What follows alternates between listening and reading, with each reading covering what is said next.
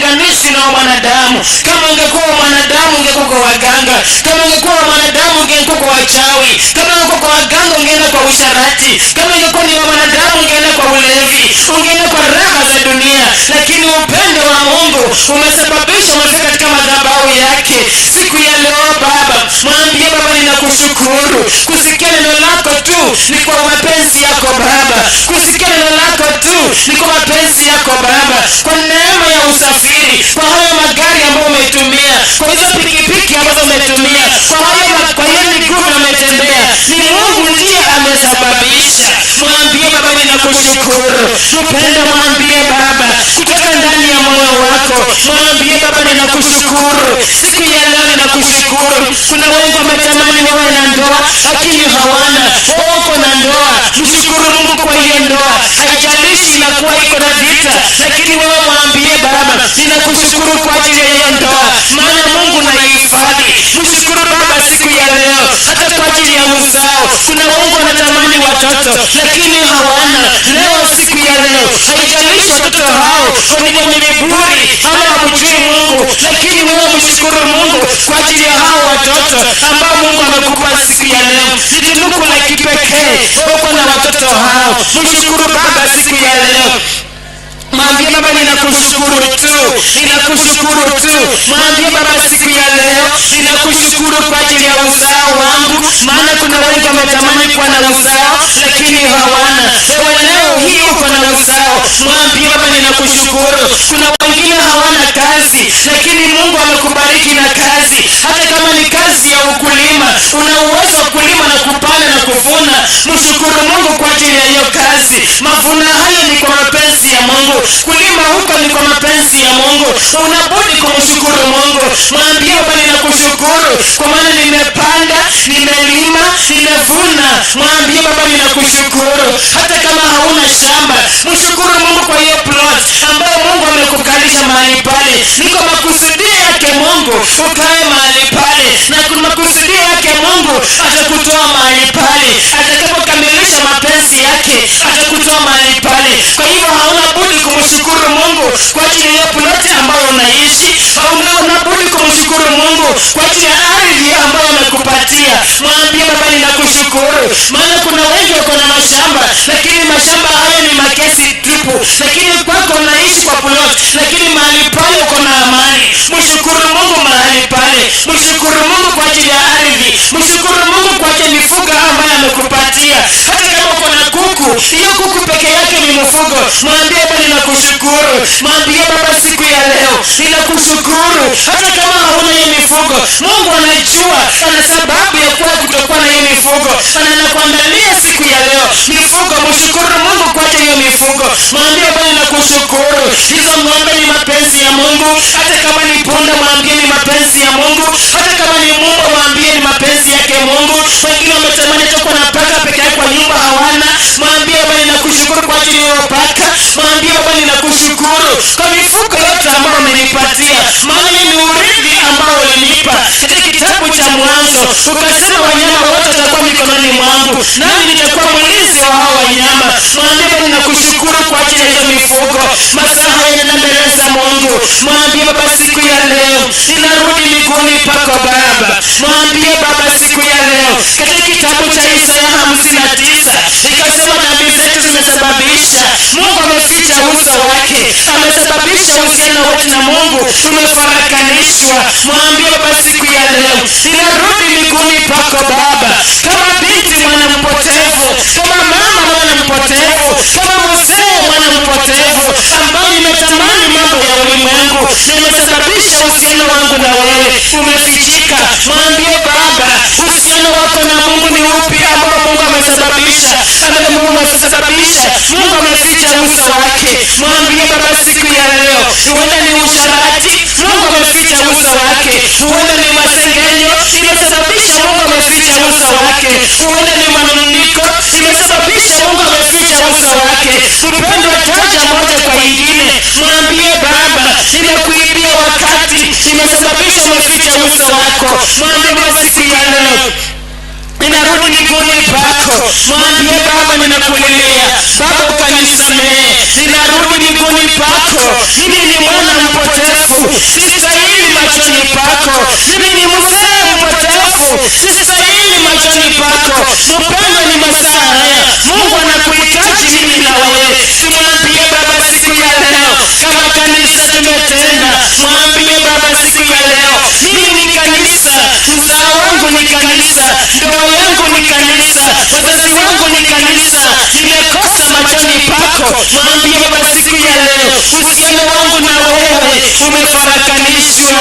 Baba, uhusiano wangu na wewe Baba hautamani kuniona kwa sababu maovu ambayo nimeyatenda. Mlilie Baba siku ya leo, mwambie Baba nimekosa. Rejea miguuni pa Mungu, usinyamaze katika sakafuni, sujudu miguuni pa Bwana. Mlilie Baba siku ya leo, mwambie Baba ninarudi, mimi sifai machoni pako. Mimi ni kijana ambaye sifai, mimi ni mama ambaye sifai, mimi ni mzee ambaye sifai, machoni pako sifai. Nimekuwa mzee wa laana, umeficha uso wako. Nimekuwa mama wa laana kwa uzao wangu, kwa ndoa yangu nimekuwa laana. Mwambie Baba siku ya leo, nimelaani ndoa yangu kwa matamshi ambayo ninanena.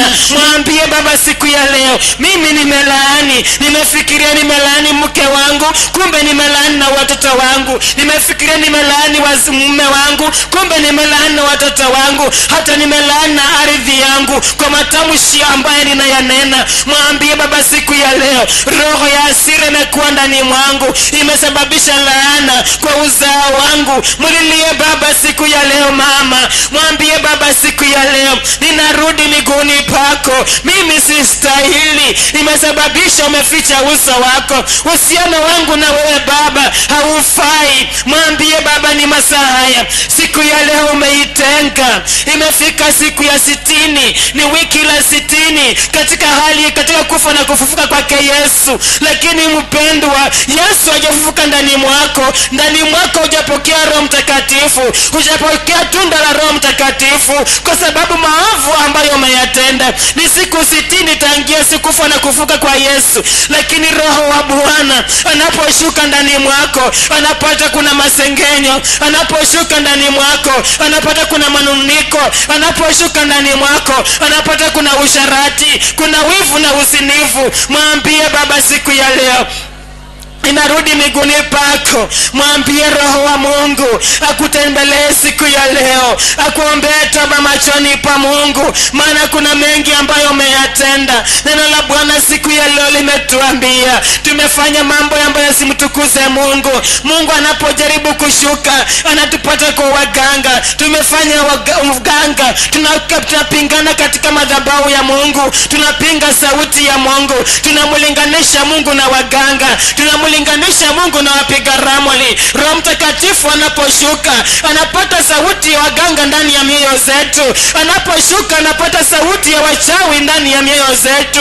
Mpendo, mwambie Baba, kuna sauti ya waganga iko ndani mwangu, kuna sauti ya wachawi iko ndani mwangu. Maana usiku nilitembea na madawa katika manyumba ya wengine. Usiku nilitembea nikilamba madawa na kulaani. Hiyo roho iko ndani mwangu. Mwambie Baba siku ya leo, bila kujua kwa nalaani uzao wangu, bila kujua nalaani ndoa yangu. Ndoa yako inasambaratika, uzao wako unasambaratika kwa sababu madawa uliyotumia na ukampinga, ukasikataa sauti ya Mungu. Mwambie Baba siku ya leo, ninarudi miguuni pako. Tazama dawa nilitumia Baba. Mwambie Baba, nilitoa sadaka madhabahu hayo, nilitoa kuku katika madhabahu hayo, nilitoa mbuzi katika hayo madhabahu, nilitoa kondoo katika hiyo madhabahu, nilitoa mavazi katika hayo madhabahu, nilitoa maleso katika hiyo madhabahu, nilitoa mashit katika hiyo madhabahu, mabulangeti pia nilibeba nikapeleka mahali pale bila kujua ni mapenzi yako. Mpendo, mwambie Mungu siku ya leo, ninakulilia Baba ukanisamehe. Mwambie basi siku ya leo akusamehe. Kama ningelikuwa wewe, ningelia machozi nimwambie Baba, nilienda bila kujua, nilikanyaga mahali pale kule bila kujua, nilikuwa mtu mwenye nimeenda kinyume katika hali ya ulimwengu, mwambie Baba, nilikosa. Kuna madawa mengine nilichanjwa sehemu ya siri, madawa haya ambayo ni madawa ya mapenzi, kwa kusema nimefunga ndoa yangu itasambaratika. Lakini mpendwa, leo hii ndoa yako inayumba kwa sababu haya madawa ambayo walichanjwa sehemu ya siri. Wengine walichanjwa katika vifua, wengine walichanjwa katika mabeka. Mwambie Baba, imekuwa mizigo katika miguuni mpako, imekuwa mizigo Baba. Mwambie Baba siku ya leo akusamehe pendwa. Mengine tulilisha, ukalisha uzee, ukalisha mama, ukafikiria ndoa hiyo inasimama. Leo hii ndoa inayumba, watoto wako wanayumba, hawana amani, maana Mungu alificha uso wake, maana aliona wewe unaweza kujipigania. Mwambie Baba siku ya leo akakusamehe. Kuna roho za kubeba wengine ndani ya moyo, umebeba mume wako ndani ya moyo wako. Mwambie Baba siku ya leo, ninaachilia mume wangu, ninajua maovu ambayo niliyatenda ndiyo imesababisha mume wangu akawe jinsi alivyo. Najua mume wangu, mke wangu jinsi alivyo ni maovu ambayo niliyatenda, ndipo sako jinsi alivyo. Lakini siku ya leo mwambie Baba, ninaachilia yote, siku ya leo, ninaachilia yote siku ya leo. Mwambie Baba, ninaachilia maovu niliyoyatenda, ninakiri na kinywa changu, maana kitabu cha Niko 7:14 Baba akasema siku ya leo, kwa tunaponyenyekea mimi na wewe tuliyeitwa kwa jina lake, tunaponyenyekesha siku ya leo, Baba yetu akete katika kiti cha enzi atasikia maombi yetu, atatusamea mpendwa, atatufichilia yaliyo sirini, ataponya miji yetu. Hiyo ni ahadi yake alitupa.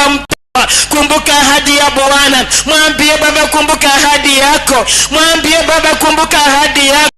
Ulisema mimi na wewe tunaponyenyekesha miguuni pako Baba, tuache maovu yote siku ya leo, utatusamea Baba, utaponya miji zetu, yaliyo sirini. Mwambie Baba siku ya leo, hiyo ni ahadi yako iliyo ya kipekee ambayo ulituachia, ambayo ulitupa. Hapa achilia yote Baba, unatusamea Baba, unatufichilia yaliyo sirini Baba, unaponya miji zetu. Miji ni uzao wako, miji ni ardhi yako, miji ni urithi wako. Mungu anaachilia, anaponya mji wako, anaponya mji wako. Mji ni mwili wako, moyo wako mpendwa, Mungu anauponya mwili wako, Mungu anauponya. Mwambie Baba siku ya leo, hiyo ni ahadi yako. Inahitaji tu Baba unisamehe siku ya leo. Mwambie Baba siku ya leo, unisamehe kwa maovu yote nimeyatenda. Mwambie Baba, ninarudi siku ya leo na ahadi yako katimize, maana mengi nimeyatenda. Roho ya wivu imekuwa ndani mwangu, roho ya majivuno na kujigamba imekuwa ndani mwangu, lakini ahadi yako Baba umesema ninaporudi miguuni pako utanisamea. Roho ya kushuku sauti yako, roho ya usharati imekuwa ndani mwangu, roho ya kwenda kwa waganga imekuwa ndani mwangu. Mavazi niliyovalisha ya waganga, kuna kofia niliyovalishwa, kuna mikuki ambayo nilipewa, kuna vumba ambayo nilitembelea nayo, kuna vichumba nilivalishwa katika, kuna vichumba vingine nilivalisha katika mikono yangu, kuna mikufu mingine nilivalisha katika shingo langu. Lakini siku ya leo Baba, ninakiri ukaniponya siku ya leo, ukanisamehe, maana mizigo hii ni mizito. Mwambie Baba, ninaiacha mahali hapa. Unapojaribu kufanya kazi ya Mungu, hizo vimbo zinafanya kazi. Unapojaribu kufanya kazi ya Mungu, hiyo kofia inafanya kazi, hiyo mikufu inafanya kazi, hiyo vichuma vinafanya kazi. Mwambie Baba, kuna vichuma nilivalishwa katika mikono yangu, kuna vingine nilivalishwa katika kiuno vyangu Baba, katika kiuno nilifungiwa. Mwambie Baba, nimefunga ndoa yangu, kuna mishipi ingine tulivalishwa tukafungiwa katika viuno. Mwambie Baba, nilifungishwa, nyingine nilifunga katika kiuno, kimefunga ndoa, kimefunga kazi. Mwambie Baba, siku ya leo ninaachilia mahali hapa, maana ahadi yako Baba umesema siku ya leo katika 2 Chronicles 7:14, ninapotubu siku ya leo na kuiacha mahali hapa Baba, uketi katika kiti cha enzi, utasikia kutoka mbinguni, utanisamea. Tazama hizo kofia zinafunga anga ya neno, tazama hizo kofia zinafunga anga ya deliverance, tazama hizo kofia ambazo tulivalishwa, hizo mikuki ambazo tulivalishwa, hizo mishipi ambazo tulifungishwa katika viuno vyetu, hizo vichuma ambazo tulivalishwa katika mikono yetu. Mtu Mungu anaposhuka, Roho Mtakatifu anaposhuka, unapoinua mikono, hizo mifupa, hizo mikuki zinaonekana katika mikono yako. Alama ya kishetani inaonekana katika mikono yako, katika uso wako alama ya kishetani inaonekana, kwa maana maovu ambayo ulivalishwa. Mwambie Baba, siku ya leo ninaachilia Baba, kumbuka ahadi yako. Umesema siku ya leo ninapotubu na kuacha yote, unashuka kutoka mbinguni. Mpendo, mwambie Mungu, nimerudi miguuni pako Baba, naomba unisamehe. Mwambie Baba, naomba unisamehe. Hiyo mishipi imesababisha uzao wangu kwenda kwa usharati, mume wangu kukuwa msharati kwa sababu hiyo ambaye nilifungishwa. Mwambie Baba, naomba unisamehe. Mwambie Baba, nisamehe hizo vibuli nilivyovalishwa. Mwambie Baba, nisamehe. Baba, nisamehe. Mwambie Baba, siku ya leo akusamehe, akuoshe siku ya leo kwa damu yake. Mwambie Baba, siku ya leo tusimame kwa miguu zetu, tuitishe damu ya Yesu. Mwambie Baba, tusimame kwa miguu zetu, tuambie Baba, siku ya leo tunaomba damu yako Yesu. Mwambie Baba, naomba damu yako Yesu, damu ile ya Kalvari. Inua mikono yako juu, mwambie Baba, naomba damu yako Yesu, damu ile ya Kalvari. Siku ya leo damu ya Yesu ikasafishe mikono yako, damu ya Yesu ikasafishe maovu yote. Itisha damu ya Yesu ndani mwako. Mwambie Baba, naomba damu yako Yesu, ninaomba alama yako Yesu kwa mikono yangu, naomba alama yako Yesu kwa miguu yangu, naomba alama yako Yesu inapotembea, damu yako Yesu katika uso wangu Baba, naomba alama yako Yesu. Mwambie Baba, siku ya leo badilisha kwa mimi, kwa mama, nikaone damu yako Yesu ikawe ndani mwangu. Mwambie Baba, inapotirika siku ya leo ikasafishe maovu yangu, damu ya Yesu ikasafishe maovu yote yaliyokuwa katika kichwa changu, kwa moyo wangu, kwa miguu yangu, kwa mwili wangu, kwa ardhi yangu, kwa uzao wangu. Mwambie Baba, siku ya leo ninaomba damu yako Yesu ikasafishe, ikafungue anga ya siku ya leo. Itisha damu ya Yesu ikafungue anga yako, anga ya ukombozi, anga ya urejesho, anga ya baraka, anga ya ufunguo wa Bwana ikapote kufungua kwa utukufu wake Mungu. Mwambie Baba, asante maana umetenda. Mwambie Baba, asante maana umetenda. Mshukuru Baba kwa maana ametenda. Mwambie Baba, asante. When he calls me, I will answer. When he calls me, I will answer. When he calls me, I will answer. I'll be somewhere working for my Lord. I'll be somewhere working somewhere, working somewhere, working for my Lord. I'll be somewhere working somewhere, working somewhere, working for my Lord. When he calls, I will answer. When he calls me, I will answer. When he calls me, I will answer. somewhere working for my Lord. Baba, katika jina la Yesu Kristo nakuja mikononi mwako. Watoto wako Baba wamekulilia na wameziunga madhambi zao, kikulilia ukafungulia sikio. Ninakuomba Baba ukashuke na nguvu zako takatifu, ukutane na haja moyo ya kila mmoja mchana wa leo, na lolote ile wameleta mbele zako Baba, na kuomba na kusihi kama kwani wa ya madhabahu ukafungulie kila mmoja, na akapokee baraka zake, na akapokee uponyaji, na akapokee ulinzi. Kila mmoja Baba ukamlinda, ukamtetee. Asante maana umetenda. Ninaomba machache sio kuomba. Roho Mtakatifu azidi kutuombea. Asante Baba. Tuketi chini tafadhali.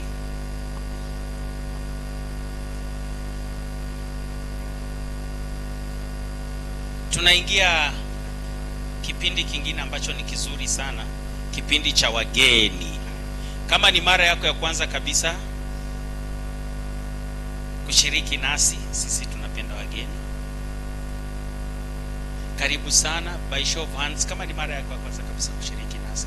Asante sana kwa huo mkono. Tunaweza simama tutende kwenye huyu ndugu ambaye ameng'ara sana. A young man, anampenda Mungu sana. Karibu sana, atakuongoza. Unasema tu jina, kule unakotoka, nani alikuelekeza, au ulipata aje ujumbe wa hili kanisa niposa wageni.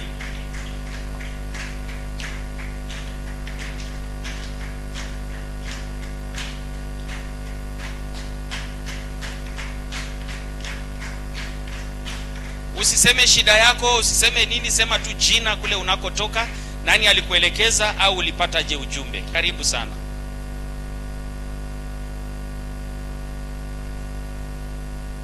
Sifiwe kanisa. Kwa majina naitwa Oliver Ndinyo. Nashukuru Mungu kulifikisha hapa, nilielekezwa na William. Karibu sana. Yes. Nashukuru kushiriki naye. Asante sana. Sifu Yesu Kristo. Daima na milele. Daima na milele. Sifu Yesu Kristo. Namshukuru Mungu vile alinifikisha hapa. Niliongoshwa na Philip Masinde, mtoto wangu. Karibu sana. Na mnasema mahali mnatoka, tunajua inatusaidia kujua kanisa mkono wetu umejikuna mpaka wapi. Bwana asifiwe. Mai wa mawe. Sio unaona Kibilili wapi? Buko. Mama unajua hapa mtu kutoka Kibilili. Unaweza kuwa wawili watatu hapa ndani. Ukiangalia unajua wako nani? Amekaa hapo. Huyo unamjua. Nani mwingine unajua? Na Philip Masinde. Mwenyewe. Philip Masinde anakaa hapa Mayanja. Anakaa hapa Mayanja. Namjua. Na hapo unajua nani mwingine? Kama unajua unaweza kuwa na majirani hapa na wewe unajua. Na unangangana kuro, unaweza anguka siku moja unatutafuta na kukuchi. Si mnaona? Asante, kaa chini mama. Huko tuna watu wengi hapo wanatoka Kimilili. Ama mimi niko naonaje? Mnaweza kuwa group moja hata mkashikana mkaomba siku moja pamoja. Yes. Bwana asifiwe. Majina ni Susan Nga. Nimetoka Kitale lakini pia nimekuja kwangu, nilikuwa naishi lakini nimekuja kuishi Bungoma. Shemeji yangu Kennedy ndiye amenielekeza. Karibu sana.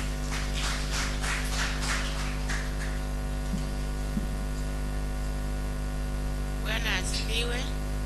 Kwa majina naitwa Mary Wesamba, natoka Rumboka. Nimeongozwa na msichana anaitwa Maki, anafanya West Pokoti, anashiriki hapo. Karibu sana. Bwana asifiwe. Kwa majina naitwa Sara Wekesa, mkaaji wa Kibabi. Nimeelekezwa na Sister Susan na Risbert, na wafanya na Yesu kazi ya security. Karibu sana. Bwana asifiwe. Asifiwe tena. Kwa majina ni Ruth Wanyama, nimeelekezwa na Christine Wanja kutoka hapa chini Bosho. Karibu sana. Asante sana. Pigeni wageni makofi. Bwana asifiwe. Naingia kipindi kingine ambacho ni cha ushuhuda sasa. Kama Mungu amekutendea jambo ambalo ukiangalia mbele wala nyuma, kwa hakika kama si huyo Mungu haungetoka kwa hiyo shida. Ningependa kukaribisha watu kama watatu. watatu. Kama una ushuhuda huo uende ukajenga ya mgeni mmoja. Kama Mungu amekupa jambo, hii ndio time. Yeyote ambaye ana ushuhuda, usiogope kumtoa ushuhuda. Ushuhuda unakanyaga shetani.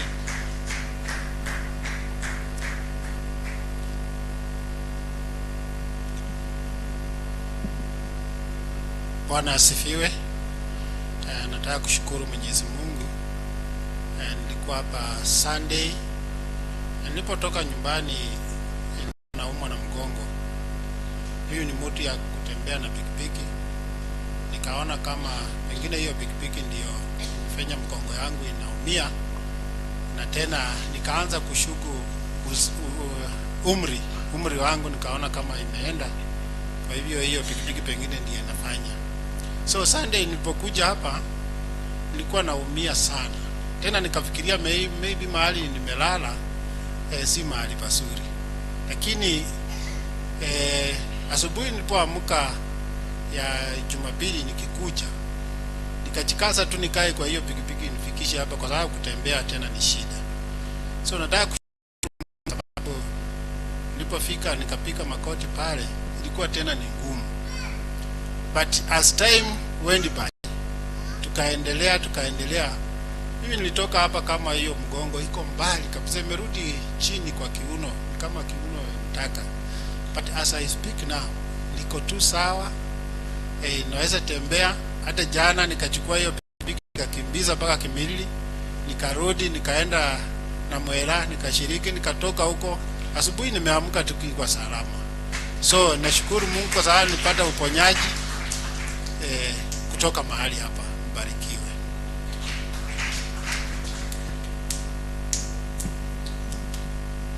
Bwana Yesu asifiwe. Tupungiane mkono. Wapendwa, mimi namshukuru Mungu kwa ajili ya umbali ambao amenitoa kupitia kwa hii madhabahu yenu. Wengi wanaona mimi ni mgeni, lakini mimi si mgeni. Bwana asifiwe. Mimi nilikuja mahali hapa nikiwa naitwa Tasa. Hii madhabahu inanena. Kama unashiriki hapo kwa mahali pazuri sana. Bwana asifiwe. Nikaombewa na apostle. Bwana asifiwe. Ilikuwa mwaka gani? Ilikuwa 2021. 2021 nilikuja hapa. Kwanza nilikuja 2019 tukiwa huko chini kwa boma ya apostle. Nikafanywa deliverance. Nikaenda nikapata ujauzito ikatoka. Ilikuwa boma yangu, ilikuwa kanisa. Mimi nilikuwa naishi Blue Waves. Hapo sasa. Si ndio nakwambia. Nikakuja tena nikarudi 2020. Nilikuwa naishi hapo kweli. Kumbe kanisa inakuwa boma yangu. Hiyo ni nyumba ya baba yangu. 2021 nikarudi, nikakuja nikaombewa. Nilikuwa sasa najiuliza tena nikipata maybe itatoka. Juu nilikuwa nimeitwa kwa miaka 4 Tasa, penye napita Tasa.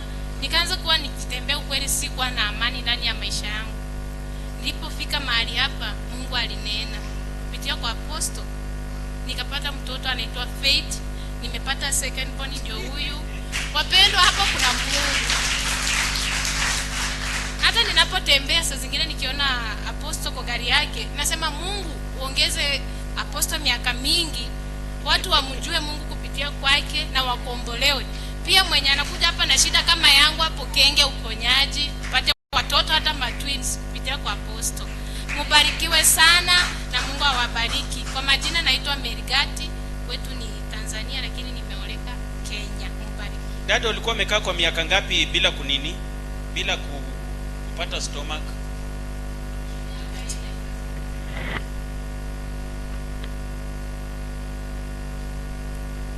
Miaka ngapi? Nilikuwa nimeishi miaka 4. Lakini nilipokanyaga hapa, immediately vile nilitoka hapa. Hiyo vile nilikanyaga 4 years. Vile nilikanyaga unapata tu stomach inaenda wapi? Sikuwa ninapata. Lakini ulijaribu kwa miaka 4 upate. Sikuwa napata, yani hiyo ni serious. Na uko kwa ndoa? Niko kwa ndoa. Aje tu sasa. Hata mimi sijui. Lakini unajua Dada, ulikuja kwa hii kanisa mara ngapi ndio ukapata hiyo stoma? Mara ya kwanza napata ya kwanza, mara ya pili napata wa pili. Yaani vile ulikuja tu unafunguliwa? Nilikuwa nakuja mimi, Mungu ananifungulia tu. Na nilikuwa naamini. Unajua kuna mtu hapa anaweza shangaa akauliza nini kilikuwa kinaendelea. Kuna mtu anaweza kuwa anafikiria labda niliita udada hata tungekutana na hivi singemjua. Vile tunaomba tu, vile tumeketi hapa, hakuna siku ama kuna maombi special uliwahi nitafuta? Hamna mchungaji. Ni hapa tu vile tunakaa hivi. Bwana asifiwe. Kuna jambo nitawaeleza kidogo. Bwana asifiwe. Karibu sana dada. Asante. Sasa umefurahi? Nimefurahia sana. Mtu yeye alikusimamishia ndoa, ilikuwa imekuletea shida kabisa. Pole sana, lakini Mungu anakupenda. Hata ungeniangalia vizuri, ungedhani mimi nimechanganyikiwa. Hadi ulikuwa ukiniona unasema huyu mtoto kweli ameisha. Nikaenda nikerezea rafiki yangu Sister Kilea. Kuongea na watu ni vizuri. Nikamwambia jinsi ninavyopitia, akaniambia twende nikupeleke mahali fulani. Kwa kanisa fulani utapata chenye unataka. Kile ndiye alikuleta? Kile unaona kuokoa. Na Mungu akubariki sana. Usiache mwenzako aumie. Unaona sasa umemuokoa, akitembea anakukumbuka kila wakati. Lakini huyu anaweza kuwa alikuja wakati yenye kuna wakati nilikuwa nimetangaza jambo fulani. Nilikuwa nimesema Mungu alikuwa amesema amewaachilia watu wapate stomach, si ndio? Alikuwa ndani yao, si ndio? Alipitia kwa hiyo wave. Nadhani hapo ndio alipitia. Hiyo time ndio nilikuwa nimetangaza, nikasema nyiwa mama chunga hata wengine wenye mnatumia family planning. Na ilikamata watu wengi, si ndio? Hata wenye walikuwa nazo walikamata. Pamu ulikuwa ndani. Pamu pia ulikuwa ndani. Ama wewe ulikuwa ndani? Yangu kwa hiyo wakati baba. Wewe kwa hiyo wakati? Yes. Sawa tu. Haya, asante sana. Barikiwe sana. Karibu sana madam.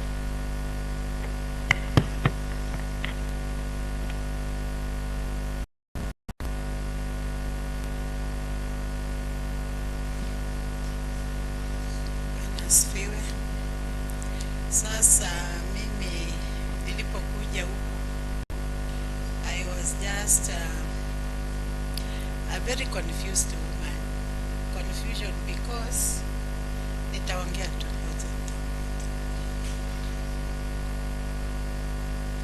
So nilikuwa nilikuwa na gari lakini sikuwa nayo wakati nilikuja huku. Watoto wamesoma, hata mwingine law ameanguka mtihani ya Kenya School of Law mara ya kwanza, ameanguka na mara ya pili, na yeye alikuwa mtoto mwerevu, msichana. So alikuwa ni challenge. Mara ya pili alipoanguka, nikamwambia sasa ajaribu mara ya mwisho. Akasema, mami, si wewe uliomba, sasa huyo Mungu wako hana nguvu, so sifanyi tena. So nikamwambia Esther, anaitwa Esther, nikamwambia Esther jaribu Mungu wangu mara ya mwisho. Sasa akishindwa ujue kwamba atendi. So kalikuwa amekataa, siwezi fanya tena hiyo. So vile nilikujanga hapa wakati sasa amefanya hiyo mara ya tatu sasa. So mtumishi walinifanyia deliverance hapa. So nashukuru Mungu. Kitu ya kwanza msichana alifanya akapita. Alafu kutoka huko process ya kuingia kwa bar inachukuanga muda sana, but on 23rd last month aliingizwa akasign hiyo document, wana sign kukuwa advocate of the high court. So as I'm talking alisign na aliingia kuwa advocate wa high court. Namshukuru Mungu na ninashukuru Apostle kabisa. Mungu akubariki pamoja na washirika wa kanisa. Ya pili, gari yangu ilirudi. Hata last time I was here nilimwekea kifungu ya hiyo gari kwa mkono. So nilikuwa nashangaa na narukia kwa motorcycle na nimezoea gari. So nilikuwa nimechanganyikiwa, hata sikutaka kutoka nitembee kwa sababu hata sina gari. Na unajua ilikuwa gari nilinunua 2.4 million. So nilikuwa nauliza Mungu, how do I come back to zero na nilikuwa nimeinuliwa. So gari iko hapo nje. Hiyo last time niliingia nilimwekea kifungu kwa mkono, pia namshukuru Mungu. Sasa ya tatu ndio nilikuja last time nikamwambia, unajua I was promoted, na kila mtu akainuka. Mliona 25,000 teachers. Kila kwa gazeti ukiona kwa gazeti 25,000 promoted teachers. Ukienda kwa TV 25,000 promoted teachers. Kupeti ikainuka, MPs wakainuka wakapeleka kwa parliament. Wakaambia Nancy Macharia ati wewe umepromote watu erroneously. So wamepiganga wakitaka kucancel hiyo promotion. So first time mtumishi, nafikiria uliona message niliandika have been promoted. So next time nikakuja nikamwambia, so they want to cancel the promotion. So lakini akaomba. So I'm glad kusema kwamba juzi nilienda kwa sub county director. Kitu ya kwanza nilimuuliza account director, jina yangu iko kwa hiyo list. Akaniambia jina yako, akanisomea jina. So I confirmed jina yangu iko kwa hiyo list. So nashukuru sana Apostle. So I'm promoted to be deputy principal. So naomba leo nimekuja so that they take me to a good school where I will serve God. Nirudishe, okay, ningekuwa kitamba ningekuwa nimeinuliwa, but I chose not to do that because familia yangu ilikuwa kidogo na nilikuwa na watoto wengi. So I wanted when my children are old enough, ndio sasa nikuwe promoted, and God has answered because now they are old enough I can work and serve God. Thank you so much. Asante. Bwana asifiwe. Pigieni Mungu makofi kwa mambo makubwa makuu. Kwa hakika wewe utayaona madogo, lakini unaona wakati watu wanapoyatoa ni mazito. Kukaa miaka 4 bila stomach kwa ndoa si bala. Unajua mmesikia ushuhuda, lakini hamjui mateso yale mtu anapitia kama apati mtoto. Matusi ya kwanza inakuanga nini? Unajaza choo. Bwana asifiwe. Lakini Mungu wetu anatenda. Mimi namshukuru Mungu kwa sababu ametupa uwezo na nguvu kukusanyika mbele zake tena ili tuweze kumwabudu na kumwomba Mungu yeye. Bwana asifiwe.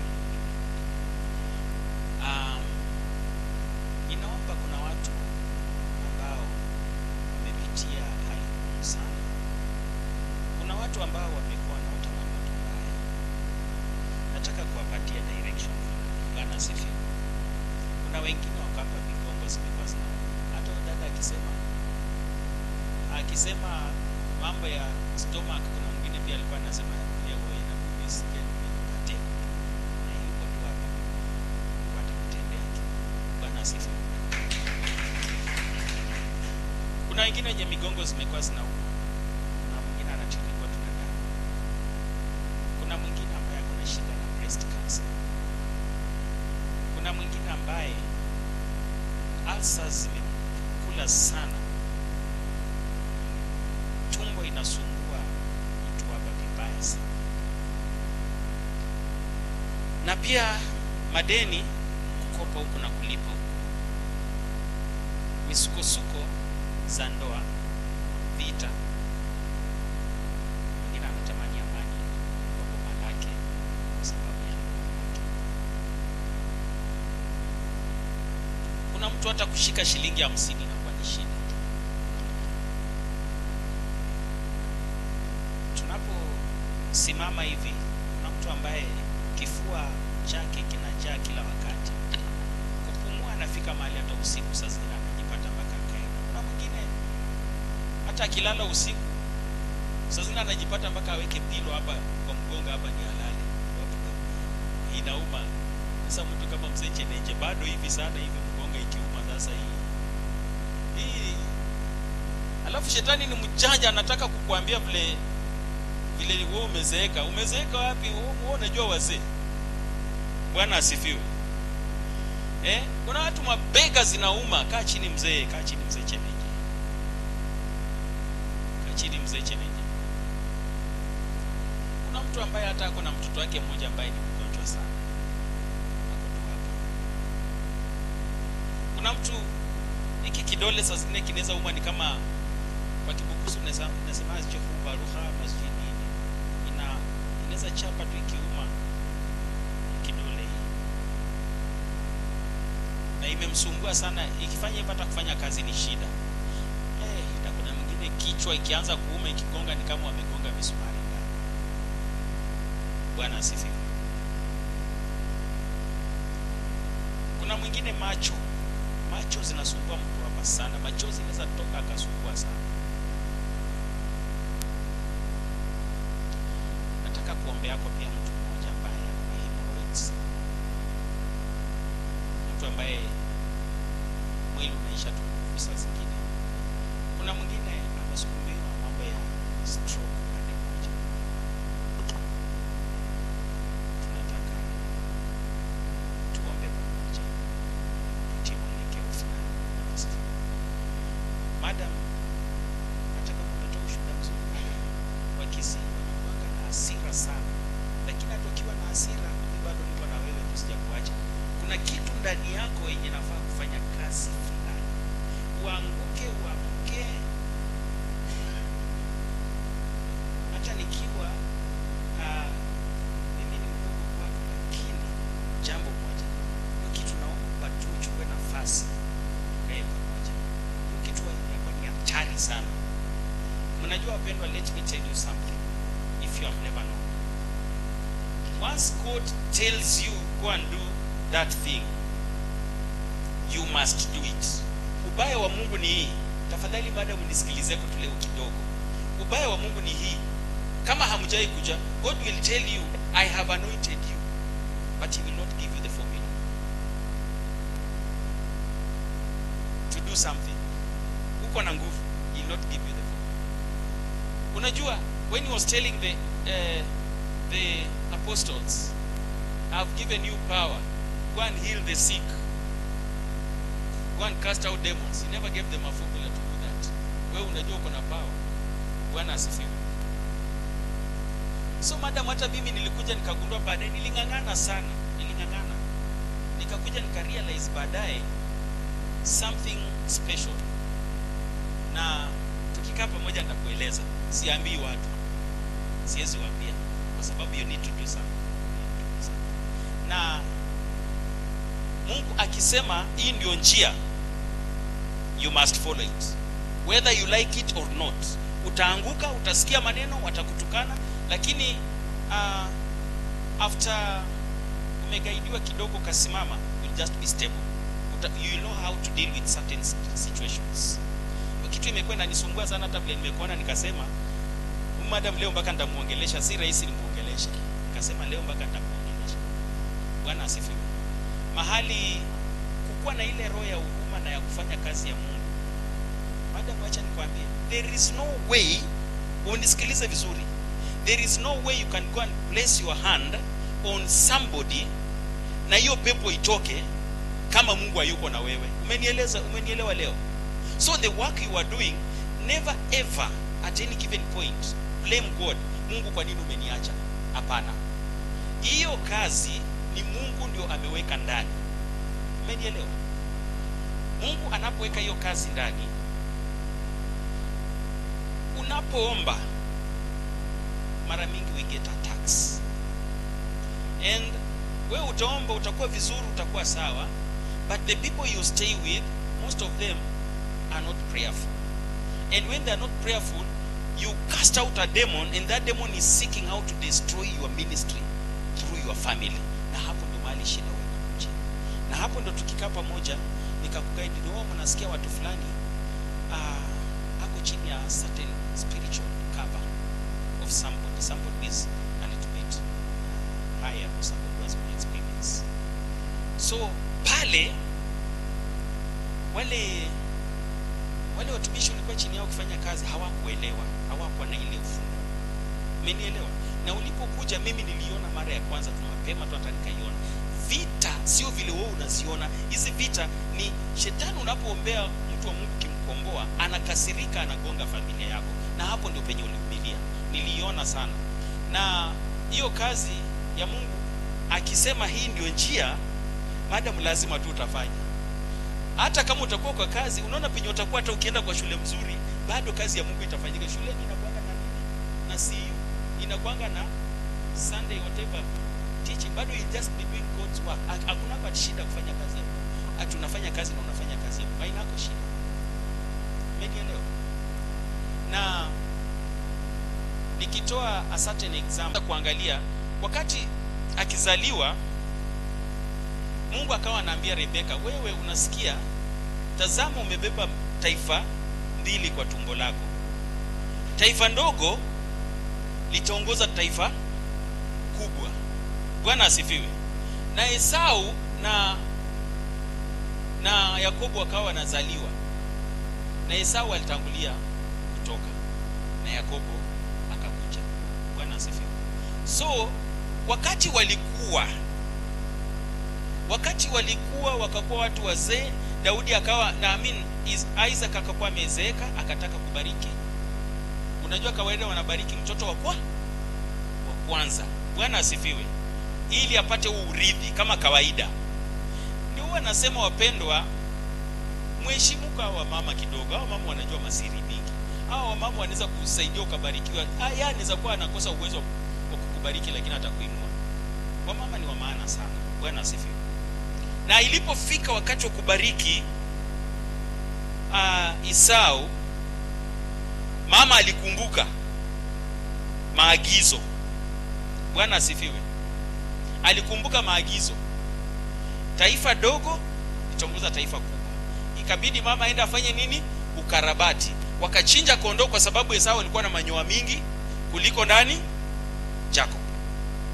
Na ukisoma Biblia inakwambia Jacob was just a cunning young man. Ukisoma unasikia tu kama jamaa alikuwa mjanja tu. Yaani jamaa mwenye hata haeleweki. Ukisoma tu Biblia vizuri, go and read the Bible. Lakini huyo ndio mama alikumbuka, na ndio Mungu akambariki. Yaani that is the way God planned. Meaning sisi kama watumishi wa Mungu, we have to fulfill certain cause whether you like it or not. Bwana asifiwe. Wakati alimshika akambariki. Sasa haikubakia pale. Bwana asifiwe. Jacob akazaa watoto wangapi? 12. Kuna mtoto mmoja anaitwa nani? Juda. Juda alikuwa namba ngapi? Is it number 4 ama namba ngapi? Around number 4. Bwana asifiwe. Huyu Juda Biblia inasema akazaa watoto wangapi? 3. Jambo la kushangaza ni hili, ambalo it is even an abomination to the society, even to the Luya community. Bwana asifiwe. Huyu Jacob akamtafutia nani? Kijana yake mkubwa alikuwa anaitwa bibi. Akampa bibi. Biblia inasema Mungu ndio alimuua huyu mwenyewe. Bibi alikuwa anaitwa nani? Tamara. Bwana asifiwe. Ati alimtenda mabaya, akafanya mambo mabaya mbele ya Bwana, na Mungu akammaliza. Sasa ikabidi Jacob akachoka. Alipochoka akafanya nini? Akampa, kwa sababu ni urithi. Sikiza vile mambo ya Mungu inaenda. Huyu msichana badala aende kuolewa, anampatia mtoto wake kijana wa pili. Baada ya kumpa kijana wa pili, huyu kijana Biblia inasema leo kuna hapo watoto. Wakati alikuwa ameenda analala na yeye ili ampatie mimba vile Mungu amepanga, Biblia inasema yeye hakumpa mimba, alimwaga nje. Someni Biblia. Na Mungu akakasirika. Yeye alisema nikipea huyu mimba, huyu mtoto ataitwa kwa jina ya ndugu yangu na hatakuwa wangu. That's what the Bible says. Watu wananiangalia wanasema pastor anaongea vitu gani? Endeni msome Biblia mtapata. Na Mungu akakasirika na hilo jambo, tena akamuua huyo ndugu yake. Bwana asifiwe. Sasa huyu msichana bado akabaki. Madam, unaona vile maneno nenda. Yaani when God has planned for something, it must be fulfilled. Sasa uamke, you must do certain jobs, God's work, whether you like it or not. I'm teaching you these things. Bwana asifiwe. Kumaliza hivyo, Juda akasema wacha nimpatie nani? Nimpatie kijana wangu ya mwisho. Na huyo kijana wake wa mwisho naye akawa anakaa ni mdogo. Sasa kitamba akuje kugrow ni kana kwamba yani ni kama ameruka kipindi. Bwana asifiwe. Mungu hakugeuzako kwa sababu vijana wamekufa hawataki, alibaki tu pale pale kwa uzao wa Yuda. Kama nyinyi mnafikiria mnaelewa Mungu, hakuna kitu mnaelewa Mungu. Bwana asifiwe. Biblia inasema kuna wakati walikuwa wanaenda mahali kunyoa makondoo, something like that. Sijui hiyo story inaendaje, lakini sasa huyu msichana alienda, hii mambo ya makahaba ilianza kitambo. Alienda akajifunika vizuri, akakaa ni kama yeye ni kahaba. Bwana asifiwe. Na Juda alipokuja akajishindia nani? Huyo kahaba. Na huyo kahaba akamwambia nipatie fimbo yako, nipatie ushanga yako, nipatie na ujinga yote, kwa sababu umependa mwanamke unapea. Akapeana. Biblia inasema akalala naye, akalala na kahaba. Na ikapatikana baada ya muda huyu msichana akona nini? Mimba. Na Juda tena yeye mwenyewe ndio kiongozi. Wakati walimletea ripoti wakasema nani huyu amefanya mabaya, akuje tufanye nini? Mulete tumuue. Yaani baba mkwe amelala tena na huyu mtoto, na baba mkwe hana habari. Mnaelewa? Mnaelewa Mungu nyinyi? Huyu msichana amejidisguise kama malaba, kama kahaba, akaenda na baba mkwe. Bwana asifiwe. Na baada ya hapo walipoenda kumshika wamalize, wakamuuliza nani alikupatia hiyo mimba? Wakawa wakimshurutisha aseme, na yeye akafanya. Na Juda naye pia amekasirika wamuue kwa sababu ametenda mabaya kwa nini? Kwa jamii. Huyo msichana kujitetea akasema, mkitaka niwaambie mwenye alinipatia hii mimba ni huyu mwenye hizi vitu. Bwana asifiwe. Juda alibaki mdomo wazi. Yeye ndiye alipea mtoto wake mkwe mimba. Na hivyo ndio vile ilikuwa. Na hiyo ndio ilikuwa line yenye ilikuja ikatoa King David, King Solomon, the same line. The same line that came and brought about Jesus Christ. Look at the way God has planned. So madam, upende usipende, yakuwe magumu, focus on God and he's going to lift you. Na ukiwa kwa mkono yangu madam utainuka, kwa sababu si mimi nilikuchagua, ni Mungu. Na hivi vipawa ni Mungu anatuambia lift my people so that they can. God's work ni mingi sana. Mimi siwezi enda ukiwa principal hata upelekwe shule kama Lugulu. Mimi sitaenda Lugulu kuombea watoto, lakini wewe utaona hiyo ni friend school. Haitaki hata maombi kama haya. Lakini sasa wewe vile uko hapo, ukiona mtoto wa mtu utamuokoa. Ikiwa kama ni Catholic school, you will see that. That's why God wants you to do his work. Anajua kuna mahali ambapo mtoto wake anafanya nini? Anateseka. Unajua hakuna vile naweza nikaenda nikafanya ukombozi kwa high school kama hii. Hata kuna vijana wangu hapo wengine wanaitoka kwa high school, na waambianga mkienda huko just preach the word, walk away. The rest, hata mtu akianguka chini wacha bambane na halia, they can easily kill you. Bwana asifiwe. Bora neno wameisikia. Lakini wewe kama kiongozi unaweza kuwa kwa ofisi yako na ukafunga room na ukatoa pepo, kwa sababu hakuna mtu atakuja kukusumbua. Umeelewa sasa? Mungu hajakuchagua bure, anakuchagua with a purpose. Bwana asifiwe. Regardless of where you are, you belong to God. You need to do God's work. Hata ukiambia kama sasa simuona kama dada Kilea mali yuko hakukuwa na uwezo wa kuombea hodari, lakini ameokoa nafsi, ameokoa ndoa. Bwana, na si mtu mmoja, kuna wengi wamekuja. Bwana asifiwe. So do God's work wherever you are. God will reward you. Hata unaweza ngangana ukafikiria niliomba sana Mungu akanibariki, kumbe ni jambo ambalo ulionea huruma mtoto fulani kumuokoa, na Mungu naye anaanza kukureward, lakini njia ya kukureward ndio haukuonelewa itakuja namna gani.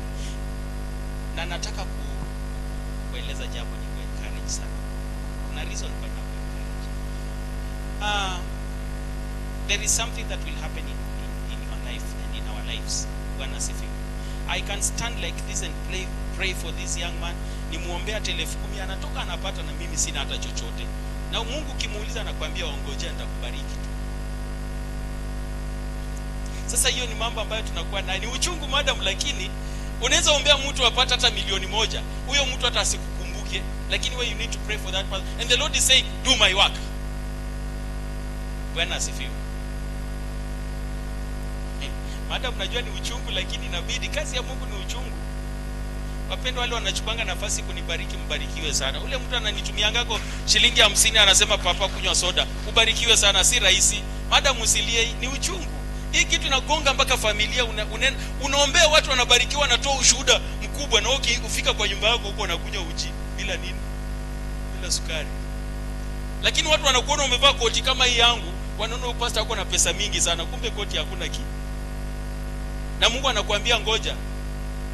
Lakini wewe unaombea mtu anabarikiwa, mtu anatoa ushuhuda kubwa vile amepona kansa, na wewe mwenyewe unafika huko ulcers inakukamata huko kwa hospitali, mpaka watu wanaanza kututukana na si ajiombe. We can't pray for ourselves. Si rahisi wapendwa, mnanielewa? We can't pray for ourselves, and we can't push God to give us whatever that you want. Hii kipawa ambaye anatupatia sio yangu na familia yangu, ni ya watoto wake. Bwana asifiwe. Kama atanibariki ni sawa, kama atanibariki namwambia Baba, na utukufu wote ni kwako. So it is a very painful journey, not the way you people think. Msione mapastor wana preach kwa madhabahu amevaa suti, ukafikiria huyu mtu amembariki na pesa mingi. Anaweza kuja saa zingine hata asubuhi hajakula kitu, hata maji peke yake hana. Lakini unajua hawezi ambia watu, wapendwa, mnichangie kwa pesa, sijakula sitawapreachia. Mungu ni mkali. Mungu ana jokes. Go and preach to my children. Nilikuchagua. Bwana asifiwe. Wapendwa, jambo la mwisho nitawa encourage pia nikieleza. Mungu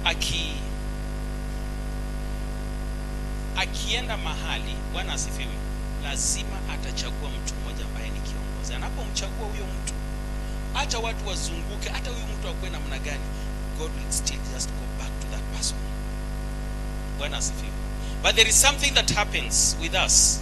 Mimi nikiwa kama hivi, na huyu ndugu nimemuona amekuwa loyal sana kwa haya madhabahu, na nimeona nimefungua ministry, ninaweza nikachukua mkono wangu nikamwekea, nikambariki, nikamuanoint, nikamuombea akaenda kufanya hiyo kazi. Anapofanya hiyo kazi, anakuja kwa kila wakati, anarudi kwa madhabahu kujirenew every now and then. Bwana asifiwe. Utakuja kupata we impart part of our spirit to that person to go and go to. Ukisoma story ya Musa wakati alifika mahali akawa anaanza kuchoka, Bwana asifiwe, Mungu akamwambia chagua watu wengine 70 waguze mkono, wapatie that spirit. They will go and prophesy the following day, lakini for that part only, for that day only. Bwana asifiwe. Kwa hivyo hata ninaweza nikaguza mtu niseme sasa wewe utafanya kazi ya Mungu, na atafanya for that day only. Bwana asifiwe. So you have to know that once God has chosen you, Satan will fight you. It is not God who is fighting you. It is Satan. Mungu atupigi vita. Mungu anajua mtesi wetu wako tukaribu, anatuzungukia tu. Kitu yenye anafanya, anaficha tu uso wake kidogo, na mtesi anaanza kutuchapa. Bwana asifiwe. On the altars, ninaposimama hivi hapa, si mahali nimekuja sasa niko naomba Baba nipatie nguvu. This is just a place of manifestation on my side. Mimi I go to the mountains to go and pray. Nikikuja hapa kuomba, utaona nikianza kuomba hapa, huyu kijana yangu atakuja hapa na akaa hapa papako kwa madhabahu, ananingoja tu. Unaona sasa nikiangalia nikimuona, sasa distraction inakuwa. You can't pray madam when you are with your own people. And like any pastor who is here among us, yeye anaweza kuja hapa na akafunga vizuri sana na akaomba na Mungu akamguza mkono. Lakini mimi nikiomba kuna distraction, lazima niende, hata niweza enda kwa kanisa mtu mwingine nikaombea. So unakuja kupata on the altars, it is a place of manifestation. Na madam nitakusaidia, mimi pia naangalianga mtu mwenye anakuwa consistent, kutoka kama Kimilili kuja mpaka hapa si mchezo, na si mara moja. Watu kusafiri kutoka Kitale kuja hapa si mchezo, si kitu ya kuchukulia mzaha. Bwana asifiwe. Watu wengi sijaona watu wametoka Mayanja, labda ni regulars, lakini kusema wageni wengi wametoka mbali. Nimesikia Bungoma, nimesikia wapi, Ndio kwa sababu ninasikiza wageni wametoka hapa. Bwana asifiwe. Na leo nataka tufanye jambo moja. Bwana asifiwe. Nataka nilikatiza dada Hilda maombi, lakini hamkujua akaikatiza kwa njia yake. Nataka niwaombe, nimeshikika kikazi na nimekimbia sana. Kuna jambo limenishika na siwezi kukaa for like 1 hour. Bwana asifiwe. I have to go back and sort out things. But kuna jambo moja nataka kuomba. Bwana asifiwe. Nataka kufungulia kila mmoja anga. Tapaka kila mmoja mafuta. Kisha Hilda utakuja endelea na maombi. Na lolote lile utaomba, Bwana asifiwe, Mungu atakufungulia. Sio mimi wanga ninafungua. Bwana asifiwe. Mnanielewa pendwa? Sio mimi. Yule Mungu mnamuomba kupitia kwangu, kupitia huu mkono ndio anafungua. Therefore at any given point ukienda kuomba mahali fulani, heshimu mtumishi wa Mungu ambaye yuko kwa yale madhabahu, but your prayers must be directed to God through Jesus Christ. Mnanielewa? Hata nikisimama nikuje nifanye namna gani, I don't have power to heal you. It is Jesus who comes down through me. Dada mwenye alikupatia mtoto si mimi. Kama ningekuwa mimi mwenye niliomba nikajua vizuri huyo mtoto amepata, ningekumbuka tena vizuri sana. Aliyekupa anakumbuka ni Yesu. Kwa hivyo huyo ndio unafaa kumwambia Mungu, thank you Jesus for your servant. Mnanielewa? Heshima zote na utukufu ziende kwa Mungu. Bwana asifiwe. Na dada, ukifanya kazi ya Mungu, ukitaka Mungu akuingie, usiwahi jigamba mimi ndio niliombea huyo mtu akapata mimba na anaringa. Binadamu tangu kitambo, hata Mungu mwenyewe akasema moyo wa binadamu ni muovu kila wakati. Na Mungu kama anajua, kuna yule atakuja kuambia asante, kuna mwenye hata atakwambia asante, kuna mwingine hata atakulenga. Doesn't care. Uzuri kitu yenye ninafanyanga mimi madam, kipawa si yangu. Unaponilenga mimi, unaweza fikiria ni mimi unaonyesha madharau, kumbe aliyekuponya ndio mwenye huko unaonyesha madharau, sio mimi. Aliyekuponya ndio unafanya nini? Unakejeli. Bwana asifiwe. Kwa hivyo nitaomba mnipatie ruhusa nikimbie mahali. Nimewacha tu hata yani kufika imenisumbua sana. Nimewacha watu kama wamesimama niwaambie lazima nifike kwa kanisa. Leo hii nimeshikika kwa siku zote. Leo nimepatikana. Bwana asifiwe. Niende ni sort out in 1 hour's time and I will be back. Lakini kitu kikubwa nataka kuguza mnapoomba, kila anga Mungu awafungulie. Lote lile mnalo litaka kwa Mungu na aweze kuwafungulia. Tusimame juu kidogo. Baba, katika jina la Yesu Kristo, ninasema ni asante. Baba, unatosha na una nguvu na una uwezo. Sifa na utukufu zirudi kwako. Ninapoondoka mahali hapa Baba, malaika wa haya madhabahu, Yesu Kristo, kupitia Yesu Kristo Baba nakuomba, ninapoguza watoto wako mkono, lolote lile watakalo kuomba wakikulilia Baba, ninakuomba ukatimize. Baba, usiwaache. Manake wengine Baba wamelemewa sana. Na kupitia mkono huu wanaoomba uponyaji, ninakuomba Baba wao na jamii zao ukawafungulie uponyaji. Wanaotafuta Baba ukawafungulie baraka kupitia mkono huu na mafuta haya na wapaka. Wanapoenda tu kuomba Baba, ninakuomba ukafungulie baraka ya biashara, ukafungulie wengine kazi, ukafungulie wengine hata na ndoa ambayo wanang'ang'ana kila wakati. Ninakuomba Baba ukawapiganie. Baba, na wengine wamelia kwa sababu ya ulinzi ya kazi zao, jamii zao, watoto wao na ndoa zao. Ninapowaguza na haya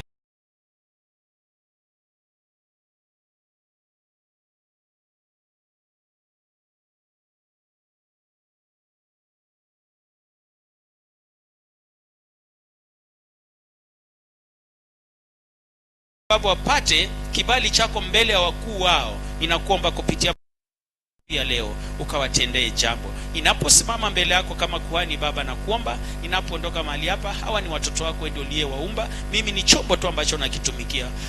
Baba, nakuomba nikisema ni asante, ukashuke mwenyewe na ukatimize.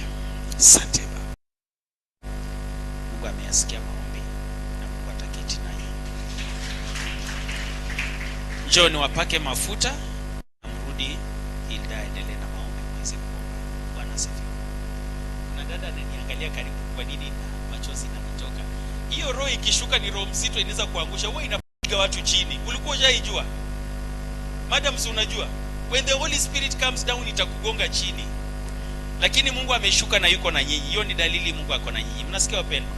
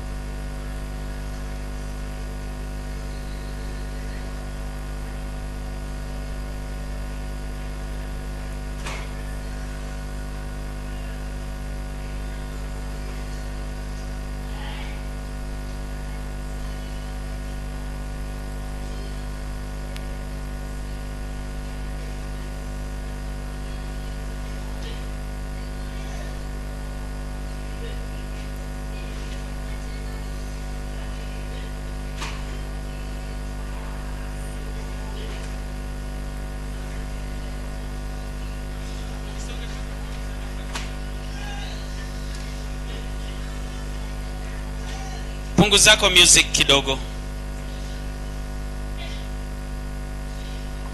Bwana asifiwe.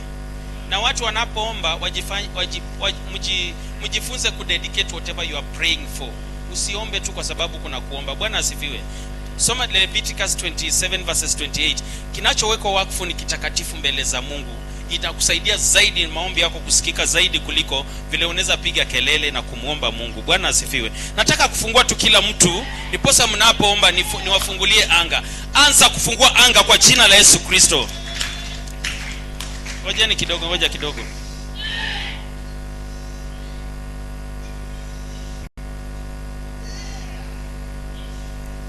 Unasikia wapendwa? Jifunze, you dedicate what you want the Lord to do for you. Usiwe tu naomba kwa sababu kuna kuomba. Mnaelewa wapendwa? Baba, ninafungua na t-shirt ziko wapi? Mvalishe msichana t-shirt. Nimesema fungua, sina time ya kuharibu hapa. Na kila mtu afunguliwe.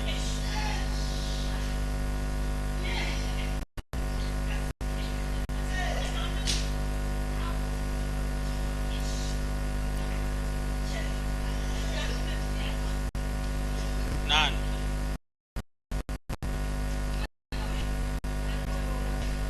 Kulala si.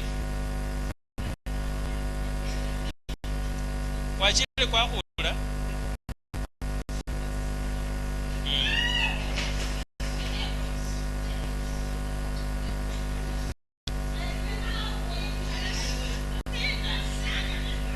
Baba, naamshia Hebrews chapter 12 verse 9, for a consuming fire. Inachoma kila madhabahu yote, kila mapepo, kila majini, kila madhabahu. Baba, naimaliza wenye limiti zote, kila madawa majini zote.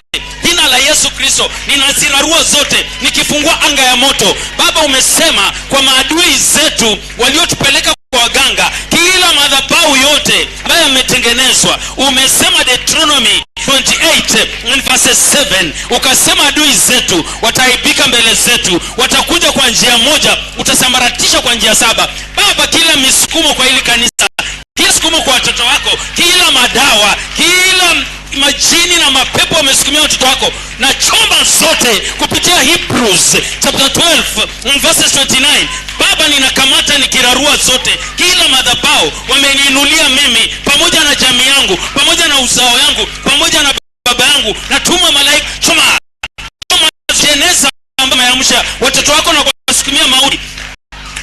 Choma vile imeandikwa, umesema wewe ni jemedari wa vita. Exodus chapter 15 and verses 3. Baba, shuko kapigania kila mtoto wako. Ninafungua kila mmoja, ninang'oa mauti kila mahali, kila mmoja. Wengine wazazi wao ni wagonjwa, pressure, diabetes. Ninachoma kila magonjwa, misukumo zote kwa jina la Yesu Kristo. Na achilia malaika wa vita Mikaeli akashuke mahali hapa na kuchoma kila vifungo. Wenye mikono zinaganda tu, wenye miguu zinauma, wenye pressure, wenye diabetes, Baba, ninafagia zote kwa jina la Yesu Kristo. Ninaachilia moto wote. Fire!